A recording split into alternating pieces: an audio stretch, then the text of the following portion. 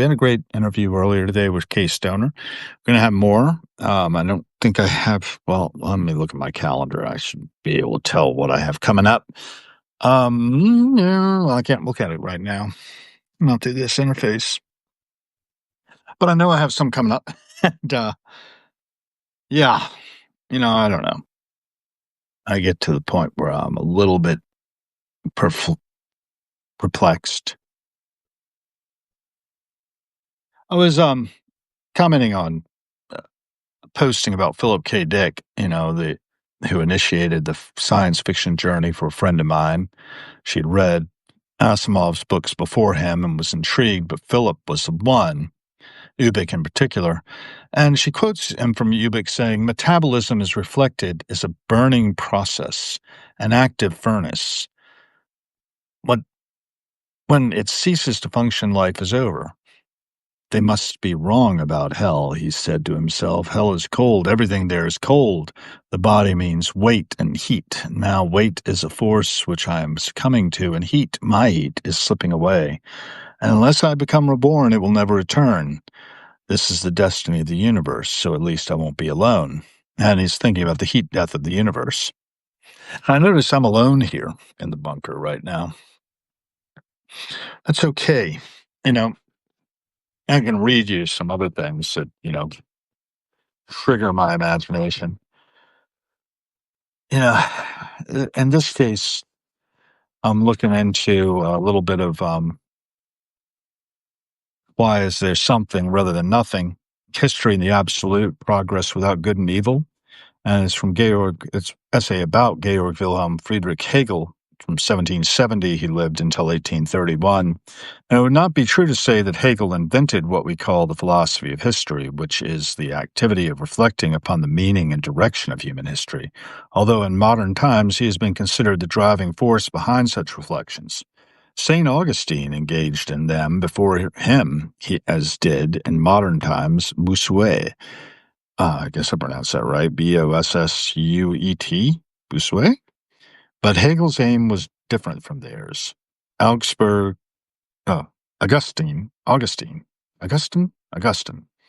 Bossuet wanted to reveal the hand of God behind historical events, to show how God directs the fate of nations and kingdoms, tribes, and leaders, and whether he wants to enlighten us, warn us, or punish us, and how he reveals to us the paths he wants us to follow in order to fulfill his plan for the world.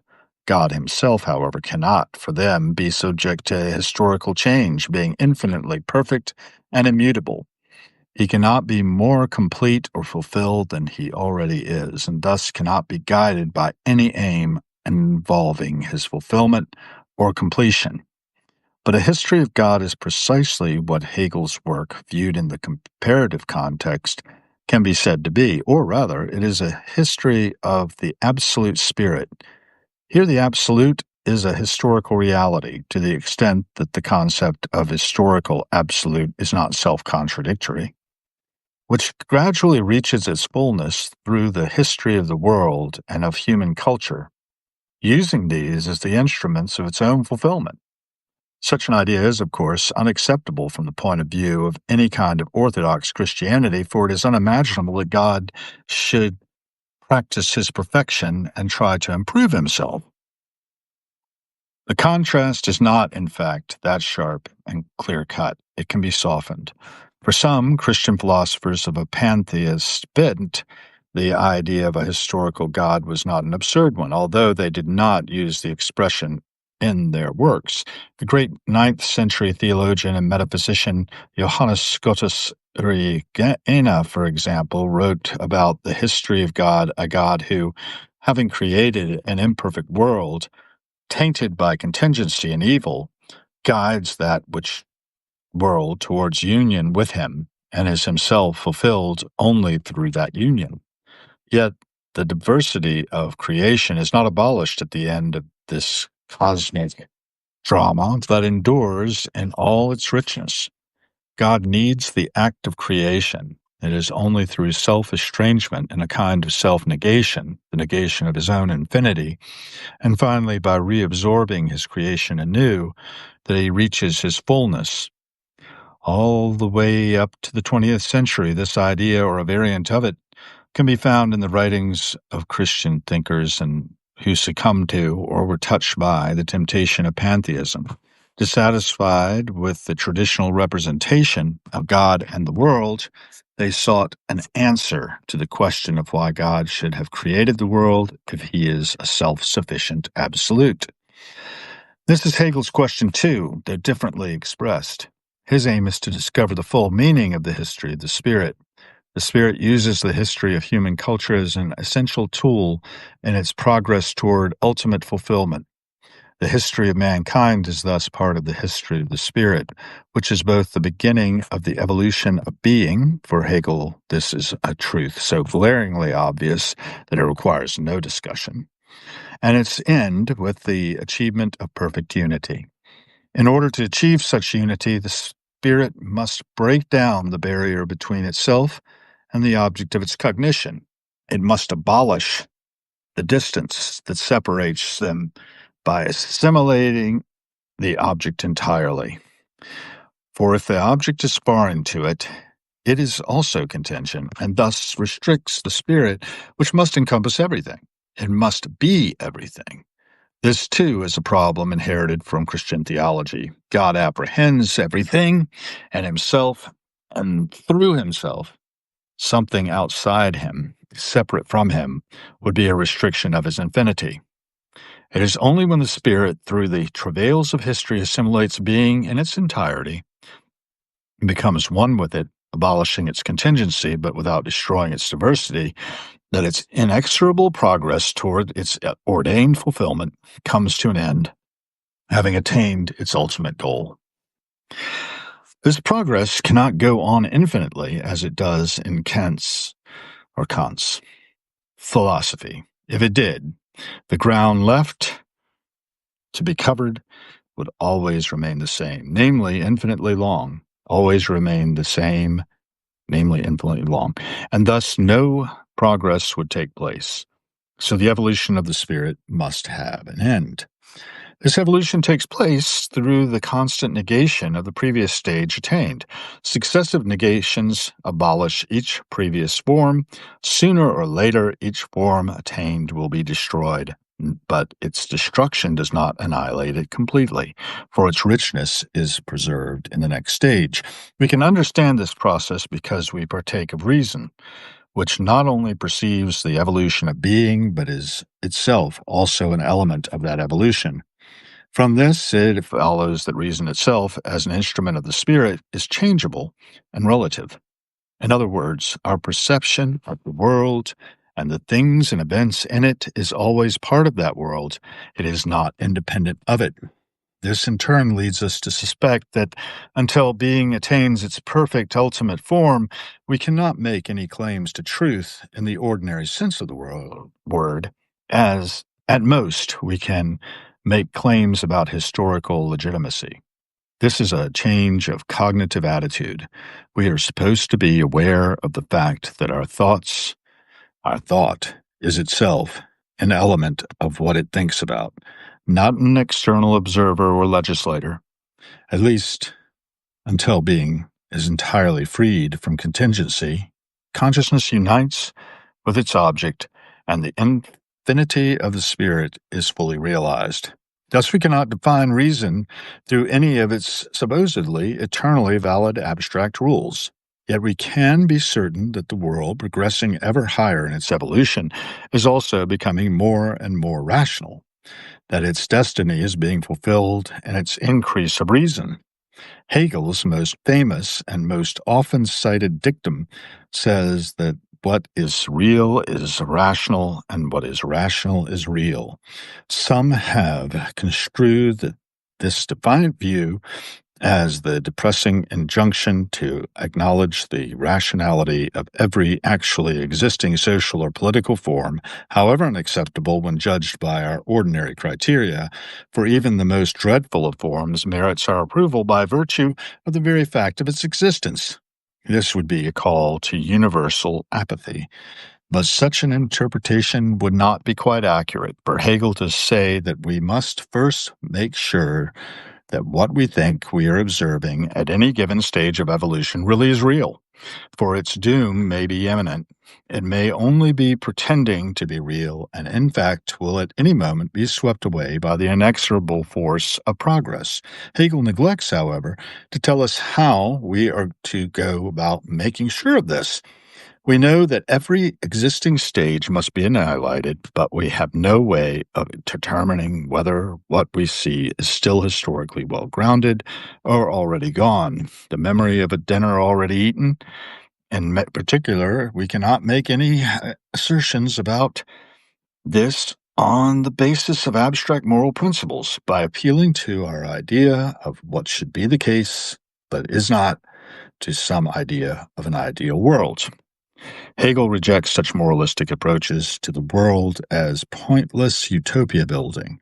We are powerless to alter the inexorable course of events, and it makes no sense to try. So, in the end, it does seem that applauding what exists just because it exists is the best, the only rational course of action. This would be a poor result if it were Hegel's last word on the subject, the only thing to survive of his philosophy of history, but some of his other works contain a better explanation of the criteria of progress. The essence of the spirit is freedom, which the spirit strives to attain by means of human history. Human history, consequently, is the progress of the consciousness of freedom. This progress, after Oriental tyrannies in European antiquity, achieves its expression in Germanic Christian culture, particularly through the Reformation, which in Hegel's view proclaims that man as such, every human being, is free. And I see we've had a few join us here. Buba, Laura Babik, Kaz in the World, I've seen you before, Howard Michael has joined, and that makes 5 of us here. What we're reading from is Leszek Kolakowski's Why Is There Something Rather Than Nothing? And I've picked up this book a long time ago and started reading around in it. And I hadn't read this section before, but I have dog-eared the next page. So I'm going to read a little more. And, just basically entertaining, I believe. Elizabeth Wood has joined, so welcome. Picking up where we left off on page 170 of Leszek Kolakowski's Why Is There Something Rather Than Nothing? There it is. Okay.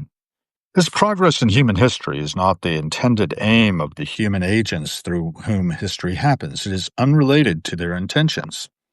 People fight for their private interests, are guided by their own passions and concerns, yet they contribute to the realization of something unintended by anyone, but planned by the Spirit, which, unbeknownst to them, is cunningly at work behind everything.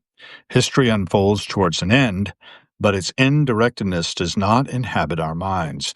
We are actors who do not really know the meaning of the play we are acting in and where it will lead. We want power or riches or other earthly goods, but in striving for them, we are unwittingly furthering the grand schemes of the Spirit and leading it towards its fulfillment. When we know this, our approval of those schemes does not require a separate mental act of assent, but is entailed by or contained in the understanding. When we know it, we see a sense to human suffering and hardship. Individual acts of rebellion against history in the name of moral ideals are pointless. They cannot change anything. In the realization of the plans of the Spirit, the highest form of collective life is the state. It is in the state that historical destiny is embodied. It is also in the state that the reconciliation of the individual with the collectivity will take place. This reconciliation will not be imposed by force, it will be voluntary, since each individual will understand and freely accept his place and his tasks, for it is to the state that the individual owes the reality and value of his existence, and the state cannot make its decision independent on the will of the majority. Its decisions for matters of the state require knowledge and education. This is reminiscent of Rousseau, who distinguished between the general will and the will of all. We must also keep in mind that although we can comprehend political forms which are past, irrevocably gone, and unchangeable, philosophy cannot anticipate or say anything about the future. Hegel has been accused of totalitarian tendencies and viewed as a proponent of the omnipotent state. His writings have been seen as a collection of vague ramblings and bizarre ravings, sometimes self-contradictory, more often entirely incomprehensible, all swathed in a mantle of fuzzy phraseology. Nevertheless, regardless of the truth of this assessment, his influence on European culture was tremendous, thanks in part that not only to Marx, who adopted but also transformed various peculiarities of his thought.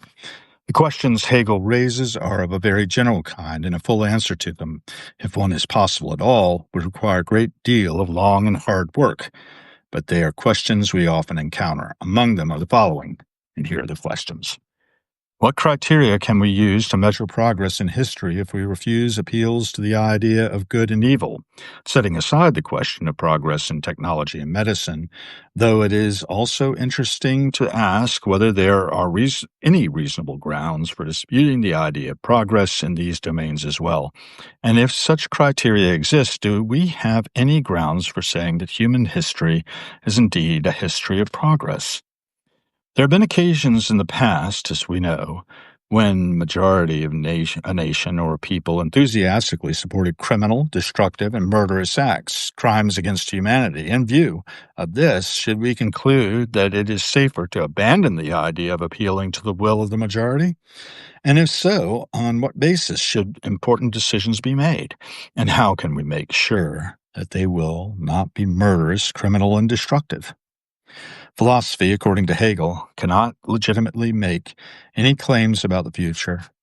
It can only talk about past forms of social and political life, but let us assume that someone propounds rational arguments in support of the claim that even the most horrific forms of recent history, like Nazism and Stalinism, ultimately served progress, and that progress was similarly served by various early aggressive raids and invasions, because they brought historically higher European forms to primitive, undeveloped, and stagnating lands. Given that appeal to the ideas of good and evil as criteria is not allowed, are such rational arguments possible? If so, could they change the way we think about these things? And if so, how? So that ends that particular chapter. All read just now. The Bold Insights joined Travis Satterfield. Good to have you. My thought is that as I was driving out of Philadelphia, I noticed some Indian names of rivers in the area, and also, the land itself was occupied by indigenous peoples before we came over here, and, William Penn got Pennsylvania going, and I was thinking about Quakerism. I was thinking about the Friends, Society of Friends, how there are atheist friends among the Friends. There's all kinds of people within Quakerism. I live hard by the Friends Meeting House here in Washington, D.C., constructed in 1930, around the time that Herbert Hoover was president of the United States. And my point about all of that is that these people have this idea that we each carry an inner light and that we are able to produce culture and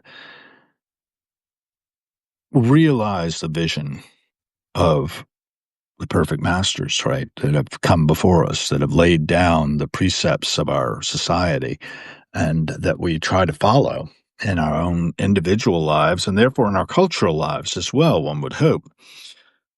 It doesn't happen that way. It really doesn't happen that way at all. And it's perplexing to me. I've come along these 62 years since 1963, when I was born on February 4th at 3:21 in the morning down in Williamsburg, Virginia. And I've watched history unfold. I've watched people looking backwards at history, looking forwards, deciding to rewrite it, deciding to reenact certain things the way they think they probably should have been, and giving people experiences of history is high on my mind, right? Because of the historic trades background I have and the preservation of cultural artifacts through the work I did in conservation, translation of German to English on working with Handwerking, Kunst and Tabellen. I should probably pull that book out and talk about it sometime. And I see the progress we made. I've seen how our technological abilities have increased, and we've been able to look at the path that technology has taken from the telegraph, telephone, and going on to the present day television and being able to shrink space to the point where I can touch your minds from where I am. I can run this like a little television station, if you will. And you're watching my show. You're watching the passing show when I go out on the street and I point the film out. I don't need my face in your face to do this. I could turn off the camera and probably do even better. But where am I going with that thought? It's about humility. It's about being open-minded. It's about realizing, I don't know. I just know how things seem to me, and I could be wrong. And I probably don't have a big picture view of things. I probably am in a kind of bubble, and your perspectives can help shape my perspectives. I was thinking about this guy who got shot on, what is it, Wednesday? Yeah, Wednesday. Out in Utah. And he was talking to people and he was changing their minds, right? One conversation at a time or many conversations at a time. And it may be because our convictions are so weakly held. And his was really firmly held. Why, were they right? Were they wrong? Who's to say? I have my opinions. They're based on fragmentary evidence. He didn't even hit my radar until he got shot.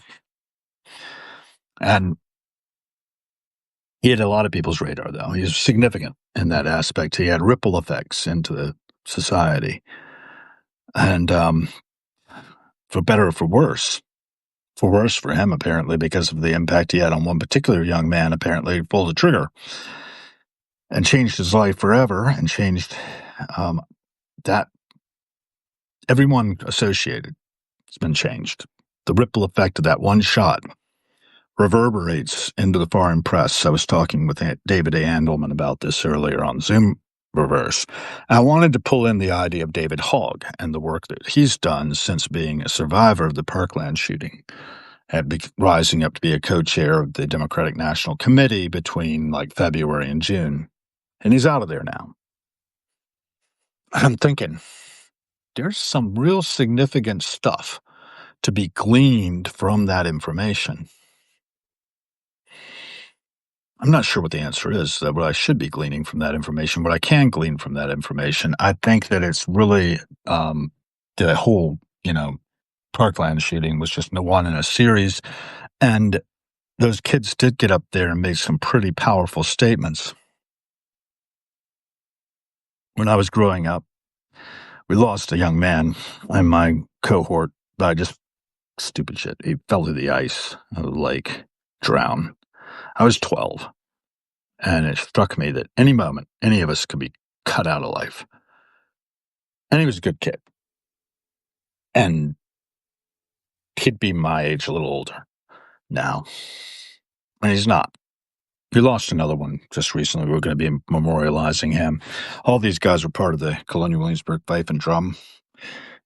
And if you've ever been to Williamsburg, you probably got exposed to the fife and drum in some manner or another, because if we're playing, you'll hear us. The whole idea of fifing and drumming is to cut through the noise, to send a signal, to be able to transmit significant information across smoky, loud battlefields and across camp, to let people know what time it is, time to get your food, time to get to work, time to stop work, time to go to the pub, time to come out of the pub. You know? So, sets the rhythm of the day, and there's a tune for everything. Usually a pair, right? The company has a fifer and a drummer, and then they come together in the regimental music, and it's cacophony, I'm sure. It's people being out of tune. This old pitch fife is tuned quite differently. In fact, recently, somebody put up a post about these fifes and how they're tuned. It was Bill Pavlik of the Cabinet Making Shop in Colonial Williamsburg actually posted it. And Historic Trades and Skills Facebook group. I was really appreciative of that. Hi, Ishmael Hodges. I'll call you Ishmael, like in Moby Dick. This simple wooden tube with its embouchure hole there, forming as I blow across it like a Coke bottle, and its 6 finger holes is capable of 2.5 octaves of sound.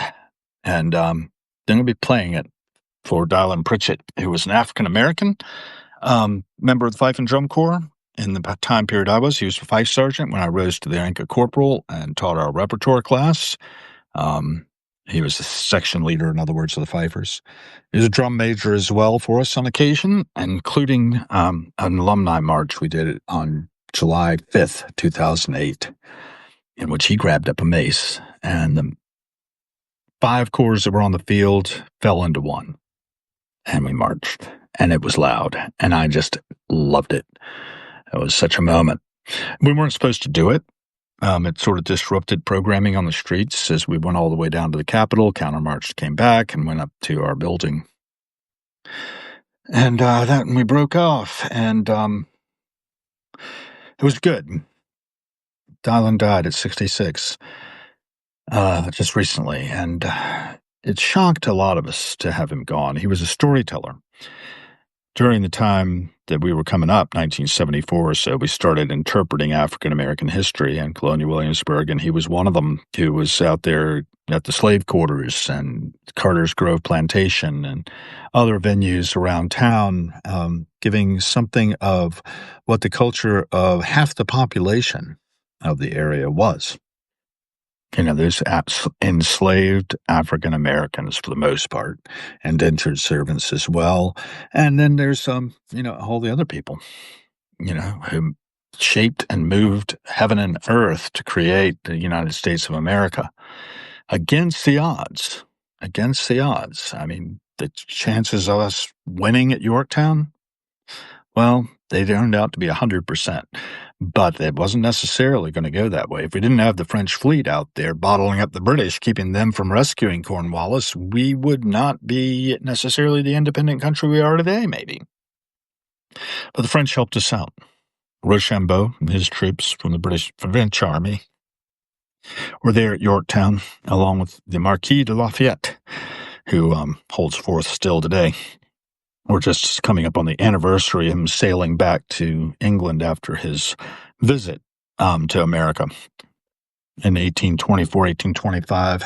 And, I think back 200 years ago, 1825, Jefferson was still alive. So was Adams, who wrote the Declaration of Independence. They died the next year, 1826, on July 4th, 50 years after the signing or the adoption of the Declaration. I think it got signed piecemeal. Not sure when the final signatures went on to the document, but you get my point. If you haven't watched the 1972 musical movie 1776 or seen it staged, I seriously hope that you will, and realize how this was like a bastard child, compromise that we developed the United States of America. And we have right now a change in our political climate. It's probably the closest to authoritarianism I've ever seen. It's my perspective from where I sit. I could be wrong. I probably am wrong. I mean, Jackson was pretty strong too. But we've always had the ability to sort of course correct and figure out a balance to things. And we've been able to use our intellects and our abilities to calm down our nature. And I hope that we can do that now. Calm down. Breathe. Recognize that, yes, great tragedies have happened, and we continue to experience the results of those. But let's look at the root cause analysis of these things. And now I'm thinking 24 years back to 9/11. The spirit of resentment. I mean, beyond anything else, the spirit of resentment has really torn us up. I was listening last night to a little recording on YouTube, and it was specifying some of the psychological kind of writings that Nietzsche got into. And Nietzsche talks about how resentment is a deeply ingrained poisonous bitterness and self-hatred felt by the weak and powerless, which leads them to invert values, declaring strong, noble traits evil and their own weakness, quote, good, unquote. This slave morality, as he called it, is a creative but destructive force born from impotence, envy, and a yearning for revenge they cannot enact, leading to self-loathing, deceit, and rejection of life's joys. The core aspects of this resentment are as a source and weakness and envy. Resentment, the re-feeling, arises from feelings of powerlessness, envy of the strong, and self-loathing. The weak cannot act decisively against their oppressors. And who's weaker than those who are in, a Stone Age culture, basically, or a primitive culture? And they feel oppressed by the hegemony of America, and they attack it using instruments that they can seize in the hijacking of airliners. So the inversion of values is another point here, the core aspects. To cope with their impotence, those with resentment, the re-feeling, create a new moral system where the traits of the strong, pride, power, and creativity, are deemed evil, while the characteristics of the weak, humility and passivity, are elevated to good. This is Nietzsche's thinking now. Creative but destructive. Nietzsche calls this process creative because it produces new moralities, but it is also deeply toxic, poisoning the individual's psyche and their view of the world. And your psyche has to be pretty deeply poisoned to put yourself on a suicide mission. I'm talking about 9/11, 2024 now. 2001, 24 years ago. 9/11, 2025. It is now 24 years into the future. Revenge and imagination. Since they cannot act, the person suffering from resentment enacts imaginary revenge, often through words and rationalizations. If it was just words and rationalizations, that'd be lovely. But when it turns into bullets and bombs and, hijacked airliners used as bombs, it's pretty horrific. And then finally, the last of the core aspects of resentment is the rejection of life. Resentment is fundamentally a denial of life and its affirmative aspects, a refusal of joy and happiness in favor of an ascetic, self-punishing existence. He goes on, there's a number of examples. Nietzsche viewed Christianity as a prime example of slave morality, promoting an inversion of values that condemned the noble and celebrated the suffering. Asceticism, the rejection of joy and the embrace of hardship and self-surveillance, can be manifestation of resentment as it closes off life's positive aspects. And scapegoating, blaming others, such as the conspiracy theories for one's own suffering or the world's problems, is another expression of this reactive hatred. So I was in a conversation earlier today in which we were talking about the world's problems and the people in it, and there was a lot of finger pointing. And I really kind of was leaning against that, saying, what we're being presented with distorts our view. And our own way of viewing it distorts things. And yes, hello, peace, and meta. If we view everything as it's them, it's not us, it's not in me, it's out there, I am literally taking things that I reject in myself and projecting them onto others. And when I do that, I'm wrong, quite simply. It may be true that the shoe may fit. However, it's my issue.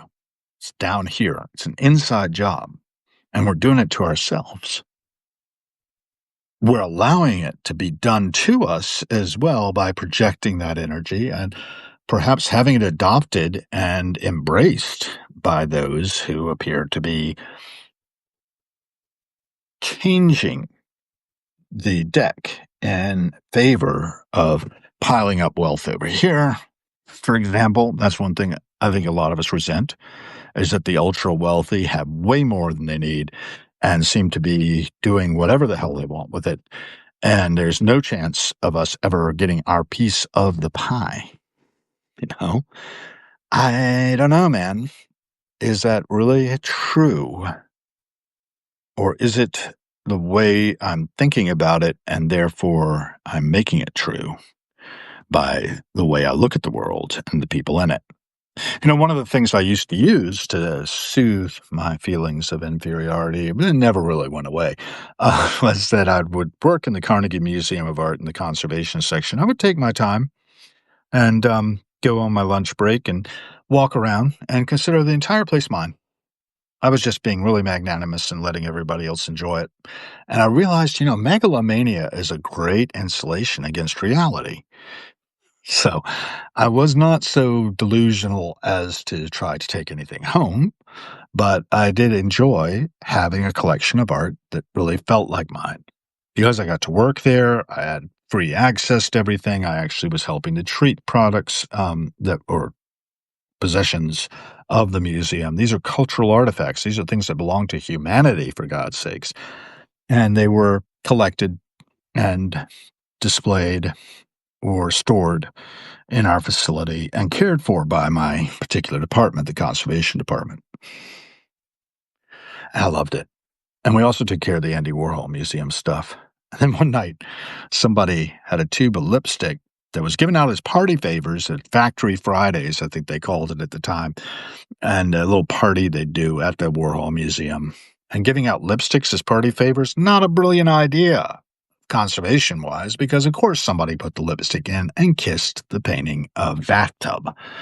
Bathtub is just a ball and claw bathtub, just mapped out on raw canvas in black paint.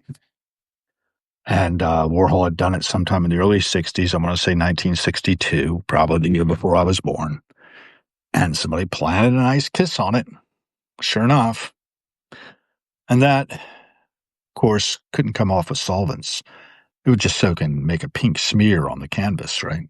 So to get it off, being wax and pigment, you didn't want to disturb it with solvent.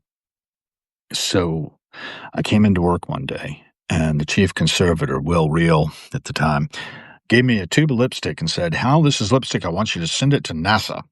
So I sent it off to this address. I forget exactly where it was. I think it was somewhere in Ohio, where this guy had developed a monoatomic oxygen gun. It would sheath monoatomic oxygen molecules, just the O, with a tube of helium gas. So real close range, helium would disperse real quickly. But by keeping that inert gas, keeping those monoatomic oxygen bits from reacting with the surrounding atmosphere, they could use it to test space shuttle tiles on the effects of monoatomic oxygen, which is plentiful up in the upper atmosphere, where it's being split off by ultraviolet radiation from O2, which is what it is for the most part down here. O3 up in the upper atmosphere helps protect us from that ultraviolet radiation. But in any case, the long and short was that somebody up there in Ohio kissed a piece of raw canvas, and they tested it out and removed half of it with the monoatomic oxygen gun, proved the concept, and then brought it down to our labs and treated the bathtub. And you can't tell now where it was kissed. It made a spot a little too clean, so the paintings conservator, Ellen Baxter, she mixed up some dirt and acrylic and painted in a little bit of dirty section there on the painting, and that was one of the better treatments we did. You can actually read about it in Discover Magazine, January 2020 issue, January 2000 issue, the top stories in science. I bought a copy in Denmark, where I was living by that time. I had left the conservation labs. It's 2001, January 2001 issue of Discover Magazine, top stories of 2000, top science stories. I think it was called Art Restoration and Rocket Science, or Rocket Science and Art Restoration, something like that. Although it's art conservation, not restoration, because restoration is a little different. Restoration quite often alters a thing in such a way it cannot be changed. Conservation should practice reversibility, where whatever you do can be turned back to the way it was before you did it. It's impossible, but it's something to strive for, so we did strive for that. I had a lot of good adventures in that. I could go on and on about it, and often do. But earlier today, we were reading from Why Is There Something Rather Than Nothing? And we read a bit about Hegel, my chapter on that. And there are other chapters here. The Will to Power, Is There Good and Evil? Bathrobe Guy and I were talking about this not too long back in the Shakespeare context. Friedrich Nietzsche, from 1844 to 1900, he lived. Nietzsche is sometimes called a nihilist because his philosophy admits neither God nor any meaning in the world, nor any recognition of the Christian, or indeed any other distinction between good and evil. He himself, however, far from describing his thought as nihilistic, reserved that adjective for condemning the Christian moral commandments, in his view, hostile to life and to those instincts which can ennoble us. In the ordinary sense of the word, it is Nietzsche rather than his Christian enemies who deserve the label, but this is merely a linguistic question and of little importance. So I'm going to read more of this, and I hope you all will hang with me as I do. I see I've got a total of 11 others here. Cheers. Oh, good glass of water. Good to keep hydrated. Still walking in the heat today. That was fun, too. You can catch that in another episode of Live with Hal Gill on Harrowings, where we just scratch the surface of things. Deeply superficial. Okay, we've read the first paragraph of The Will to Power, Is There Good and Evil? About Friedrich Nietzsche, 1844 to 1900. This is by Leszek Kolakowski, a writer. Is translated by Agnieszka Kolakowska, and it's a basic book published in 2007. Actually, originally 2004, 2005, 2006, 2007, copyrighted, and the translation copyrighted by Agnieszka, I can't pronounce her name, Agnieska Kolakowska in 2007, who I presume is his wife, perhaps. It was first published in 3 volumes in Poland, and then this translation first published in 2007. Anyway, I could go on and often do, but this is where it is from. So, the work of a philosopher may, of course, like that of a poet or a painter, be considered a part of his biography. And Nietzsche's biography has been studied by scores of historians, psychologists, and psychiatrists, all hoping to find the sources of his thoughts in it. But in the case of philosophers, such study is of a slightly different kind than in the case of poets or painters, where knowledge of the life can be not merely enriching, but essential to our understanding of the work. A philosopher usually aspires to producing texts that are clear and comprehensible by themselves and do not need to be explained by reference to events in his life, his illnesses, or the peculiarities of his character. If a philosopher's work cannot be understood without such references, it is surely not worth studying. The same cannot be said of the work of a poet or a painter. Nietzsche's writings, then, can be studied as texts. We can ignore his ailments and the fact that he spent his last years in a lunatic asylum in the grip of a mental illness. After all, his biography had no influence on those numerous writers and thinkers who succumbed to the charms of his rhetoric, for there is no question that Nietzsche was a master of German prose, though no one can dispute whether the great role he played in the spiritual life of the 20th century was beneficial or harmful. Critics have pointed out that Nietzsche's various writings contain a number of ideas about truth and time and art, which are mutually contradictory, although he pronounced upon each subject with spectacular self assurance. But the target of his attacks is clear: European civilization. He was not a philosopher in the sense that he did not wrestle with the question posed by Locke or Kant. His aim, mercilessly and unflaggingly pursued, was to show how weak, contemptible, and degenerate was the European civilization of his day, to show up its illusions, its falseness, and its self-deception, its inability to see the world as it is. How then should the world be seen? Nietzsche's answer is clear. Neither the world as a whole nor human history has any meaning, any rational order, or aim.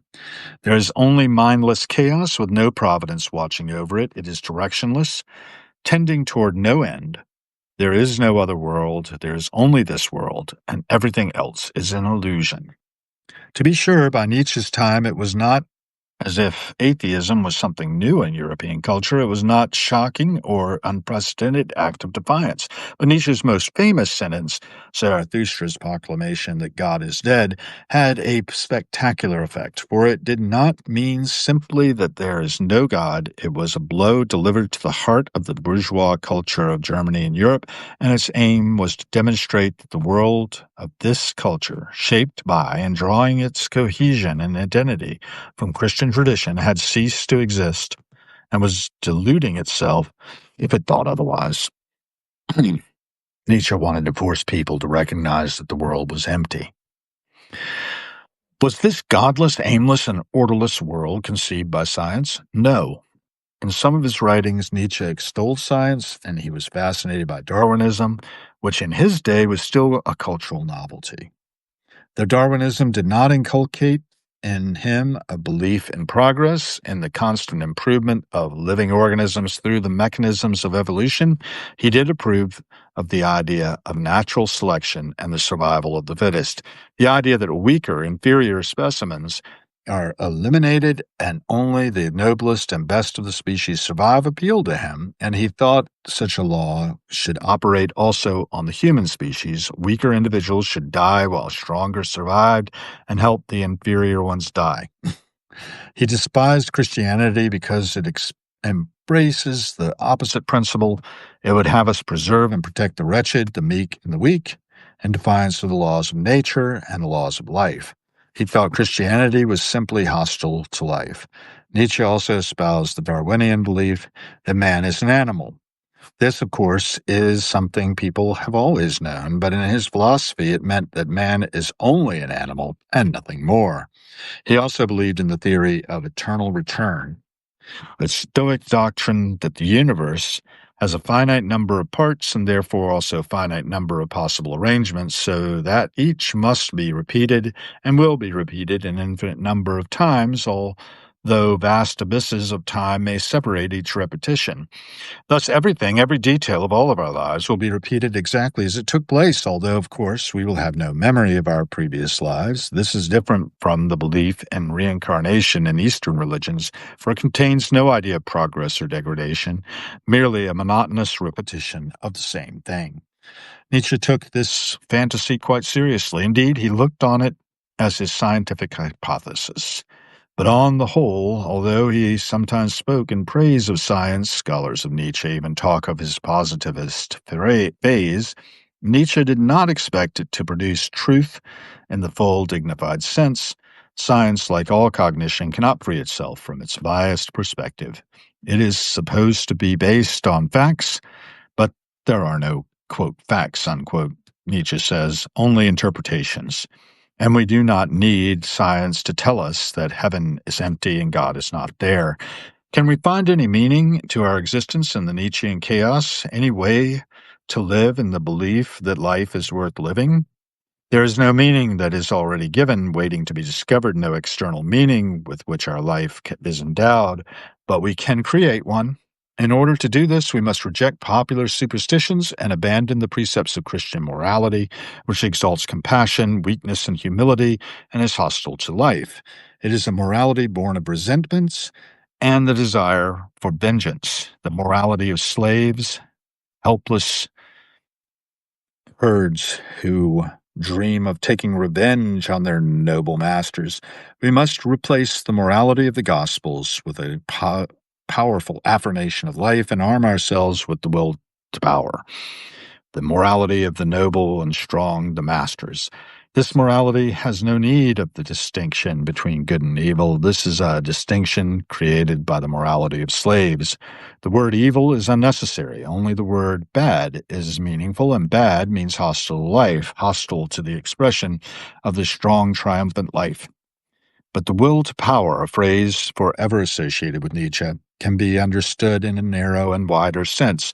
In the narrow sense, it describes the proper spirit of the noble and brave warrior who aspires to rise above the weak and contemptible creatures around him and is not afraid to be isolated and hated by the crowd. He is the incarnation of a higher form of human being. If there is any aim toward which humanity strives or any end to which it naturally tends, it is realized here, in these, its best sons. Though what aim or end could mean in this context remains mysterious. But in its wider sense, which emerges in Nietzsche's later writings, the will to power is a mechanism that operates in the universe. One might call it metaphysical principle, were it not for the unsuitability of such an adjective for this philosophy. Reality is a collection of an infinite number of centers of will to power, each of which struggles to enlarge the domain of its power at the cost of the others. Each of us is such a center, but there is no direction, no aim, and no meaning in this struggle. The higher form of human being, guided by will to power, is not concerned with his own private interests, but he is also ignorant of compassion, conscience, and sin. This does not mean that he is a sadist who wants to inflict suffering on inferior examples of the species. He is simply indifferent to them. A violent contempt for ordinary people, people without great intellectual or artistic aspirations, emerges from this contrast between the morality of masters who strive to achieve greatness and the morality of slaves, wretched, despicable creatures condemned to destruction, the rabble, as Nietzsche called them. And yet Nietzsche must have known that he would find life very hard if he could not go down to the bakers on one corner of the street or the shoemakers on the other. But bakers and shoemakers were no interest to him. His hatred and contempt were directed chiefly at the educated rabble, journalists, writers, politicians, and philosophers, dealers in trendy ideas, propagators of the belief in the rights of the majority and in the human equality in a liberal or socialist version.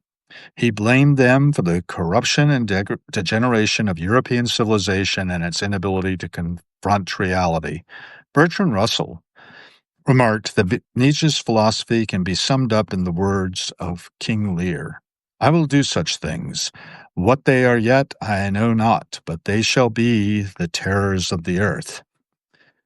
His mockery seems not without foundation when we consider some of Nietzsche's more extravagant boasts, that he was the prophet of a coming era, for example, yet in this he was, to a considerable extent, right. We sometimes speak of the 20th century as the post-Nietzschean era. Moreover, in his message to the future, Nietzsche does to a great degree succeed in expressing the nihilism, cynicism, and atheism of our world, as well as its abandonment of compassion, brotherly love, and other traditional Christian virtues.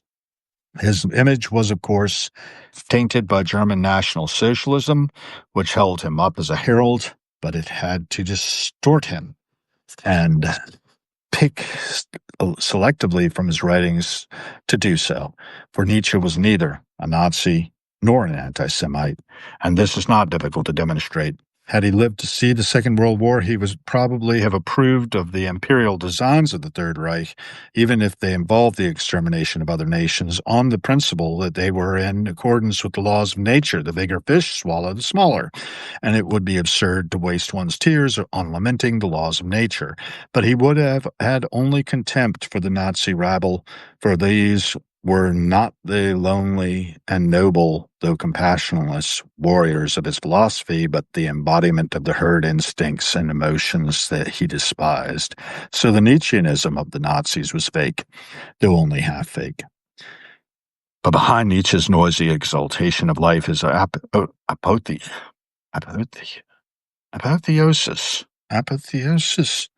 of all that is lofty, powerful, noble, and great. One can sense helpless flutterings of despair, the incurable despair of a mind wounded by the discovery of the meaninglessness of existence.